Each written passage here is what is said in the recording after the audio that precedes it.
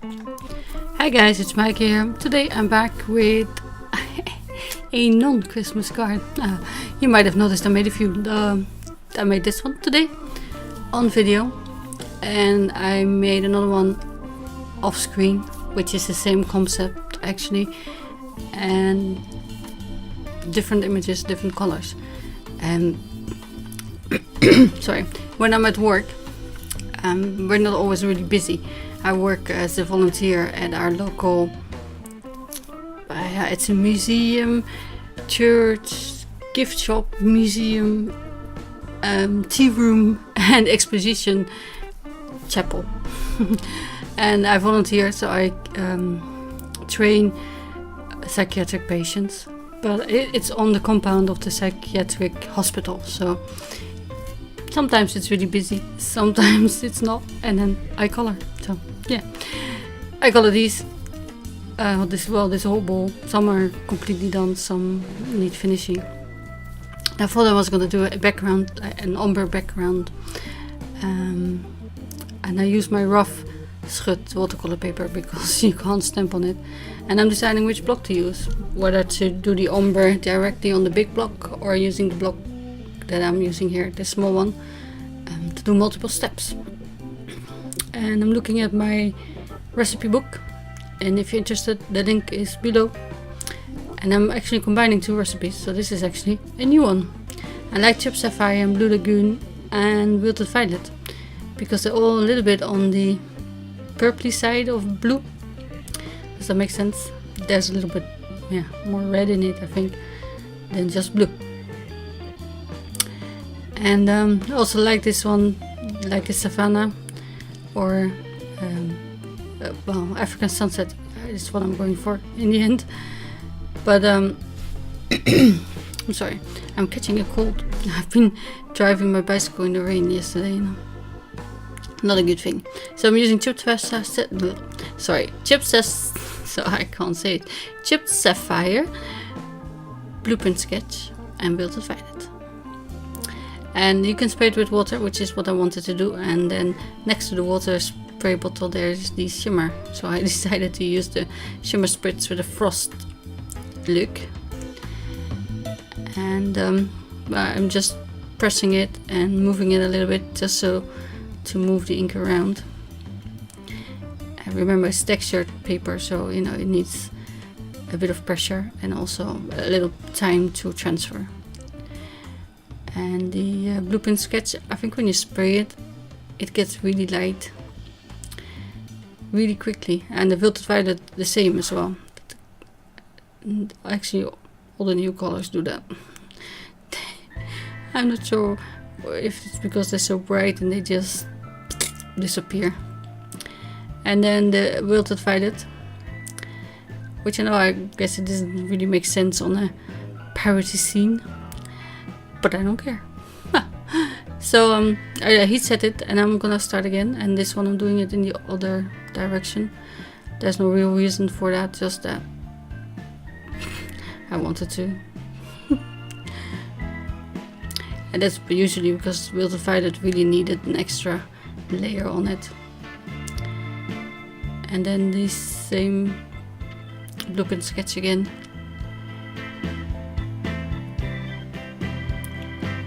And I'm moving the block just to kind of move the ink around. You don't have to, you can just.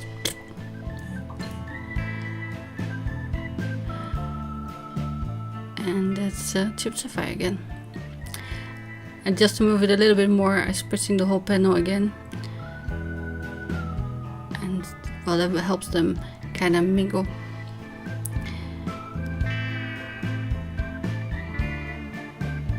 So for the other one, I already colored these giraffes, and my skin cut kind of murdered their antlers and tails.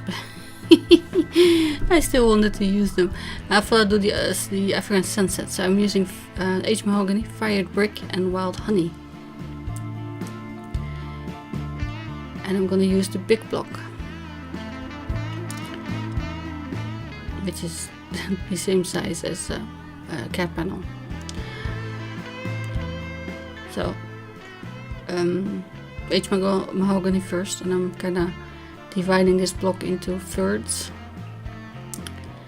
It doesn't have to be precise, you know, just the second time I'm doing it's 2 prints as well.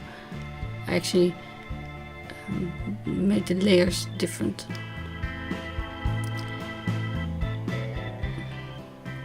And I'm switching them with water this time.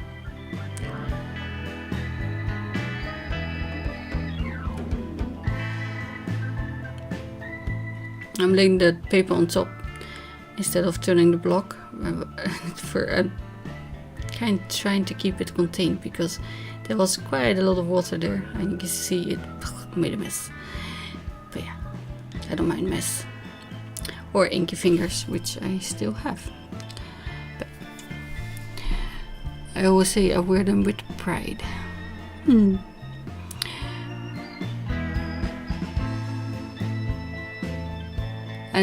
well, you can do this with a pen, a brush, and re-inkers. You know, you don't have to use the block, but I thought that would be a bit quicker and more random with watercolors. See, it depends how you lift the block where the ink goes, and it went all in the light a bit. But yeah, again, that's okay because I wanted it to be random.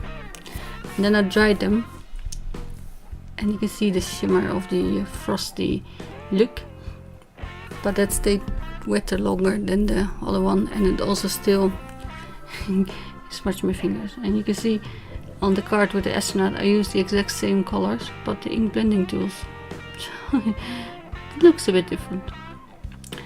And yeah, this one wasn't colored but cut out, so I wanted it on the card, and I'm using the colors I used in my previous video because they were still on my desk. I didn't clean them up. And this is the DR2, I believe. I didn't shade those small bits because, you know, it's too hard for me. And for the boat I'm using the EB colors I used for my astronaut that you see in the card. I didn't make a movie about it. Sorry, I'm confused. And I'm also a little bit off camera, but I realized that in a minute. It's just first layer of EB1 and then EB4 and EB2.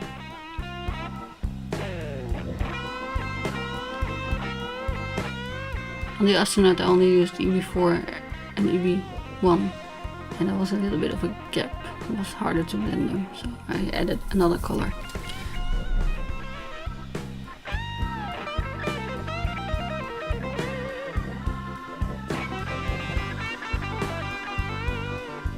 And I'm leaving the well, I don't know, the upper rim in the one color without any shading, and also the mast, it's called in Dutch, for the pylons. I don't know. And yeah, no shading on the windows, too small, and no shading on these things either. I didn't even want to color them at first, but I have trouble with small spaces. And then a bit of ice gray one to do the shading on the white sails.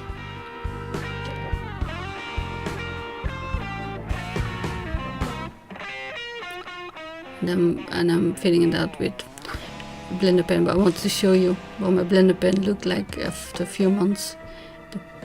The brush nib is all weird, and all the printing on the barrel is gone.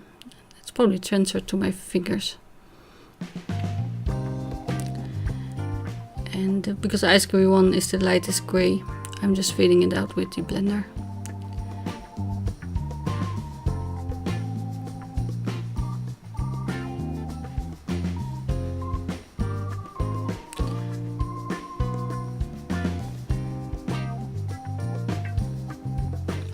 Now I'm deciding how to put it on the card, and I decided for a portrait style card, and I zoomed out so you can see it better, but I'm cutting the panel, and I must have done it wrong somewhere. See the shimmer there, it still transferred, so I went off screen and put some spray fixative on it.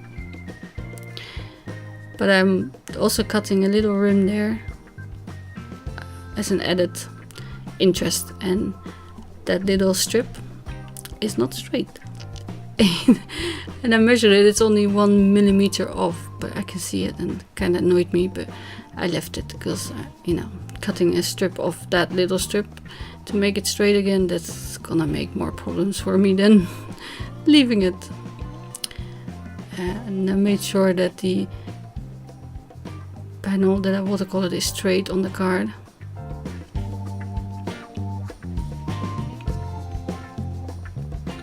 And that might have fit because it's, yeah, but I chose the smallest strip. And if you have it, you can use a wave die to divide this block, I guess. But yeah, I want to keep it square and straight and minimal. Yeah, maybe a bit more boyish, although there's purple, pinkish purple in there. So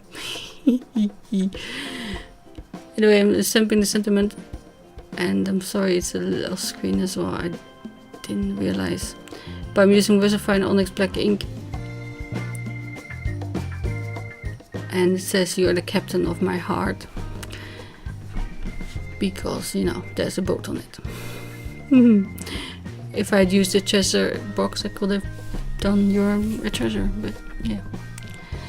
And here I'm measuring it because it kind of annoyed me, and I knew there was 1 millimeter discrepancy. But yeah, I'm gonna mask it with my little peeps.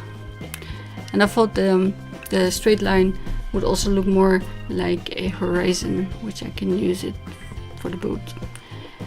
And I'm just using tape runner, so not to add too much dimension.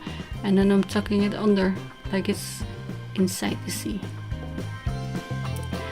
And him, I'm going to put it on the bottom, so he's grounded.